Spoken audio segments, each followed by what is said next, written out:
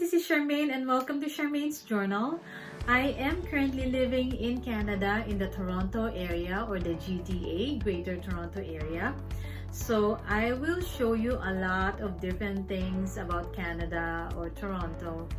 Like the places, the culture, the food, makikilala niyo po yung mga kababayan natin, kung saan kami nagpupunta, kung ano mga ginagawa namin dito, at marami pang iba.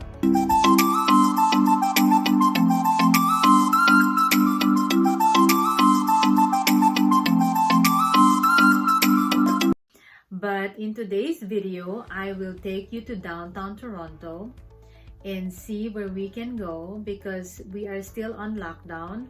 So, titingnan natin kung ano ang pwede nating pasyalan na safe tayo.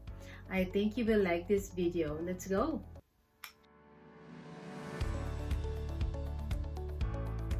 On the way po kami sa downtown Toronto. Mataas ang araw, ang kapal ng jacket ko. I didn't know na medyo mainit pa lang ngayon. 8 degrees. It's very nice. It's very warm. Nice day to stroll around the harbor front.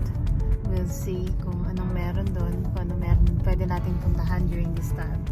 Mga restaurants kasi sarado pa. Everything is still closed. So we'll just walk around and see.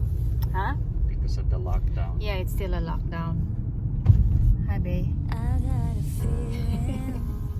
Lockdown pa kami.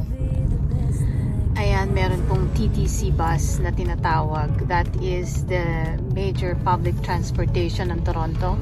So, ayan po ang bus namin. Ito po yung bus. So, you could see.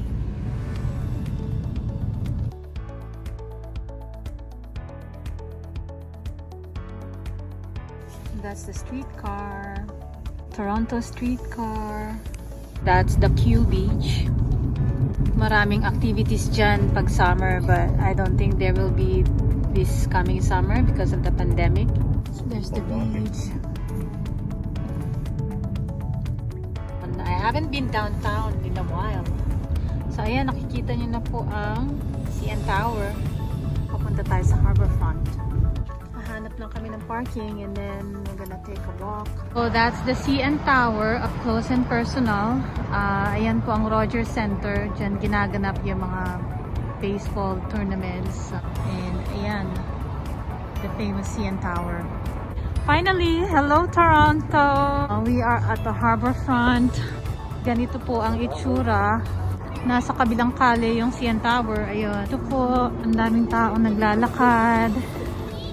Mga nakamask naman ng mga tao, so that's good. Meron mga bike rentals. Rate is $3.25 for 30 minutes, $7 for 24 hours, $15 for 3 days, and may annual din sila, which is $99, which is not bad. I think that's cool. So, eto na po ang tubigan. Oh my God, I love the water. Tapos andyan pang araw. Oh my goodness. Bonus po ito. I have to take a shot of the sunset. So that's epic. Oh my God. Ang ganda ng sunset. I am so grateful that I am able to share this wonderful sunset with you on my first vlog.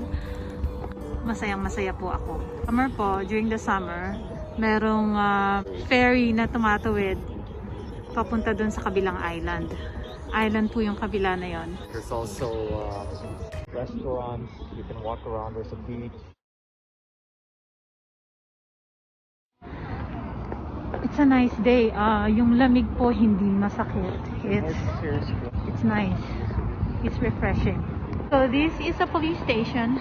Toronto Police Station. You want coffee? I'm just gonna grab coffee. Can you please get me French vanilla, babe? So sa Philippines, meron ng Tim Hortons, guys, right? So what's the feedback? Coffee break muna kami ni Bay. Thank you. I got a French vanilla. I'm so happy today kasi ngayon lang talaga ako nakapunta ulit ng downtown. Ayan po, mask off muna dahil magka-coffee muna ako. Magka-coffee muna kami ni Bay. Yan po ang kapaligiran. Cheers everyone!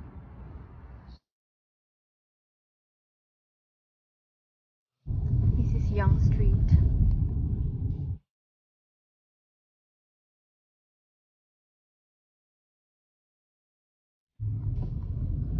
Before the pandemic, at this time, this road used to be very busy. Ayan, Dundas Square po ang tawag namin dito.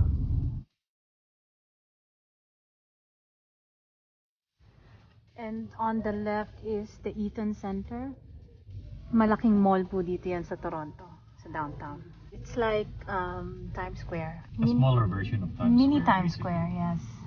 I know, some businesses have been here for 25 years. Unfortunately, they have to close dahil walang business. Everything is closed. Nakakalungkot po. Found dinner. We found dinner. You'll see, you'll find out kung anong dinner namin ngayon. So we're gonna take out Chick-fil-A.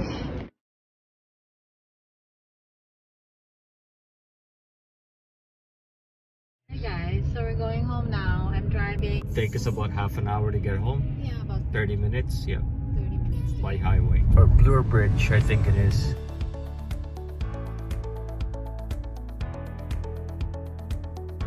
So I'm taking the TVP. It's called Don Valley Parkway.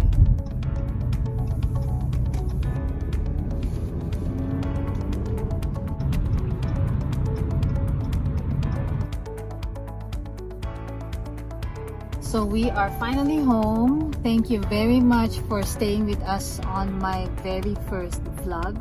Nag-enjoy po ako sa first vlog ko. It's fun. So I hope to see you guys on my next vlog. For now, please subscribe, hit the like button and the notification bell. See you guys. Bye. Good night. We're gonna eat now.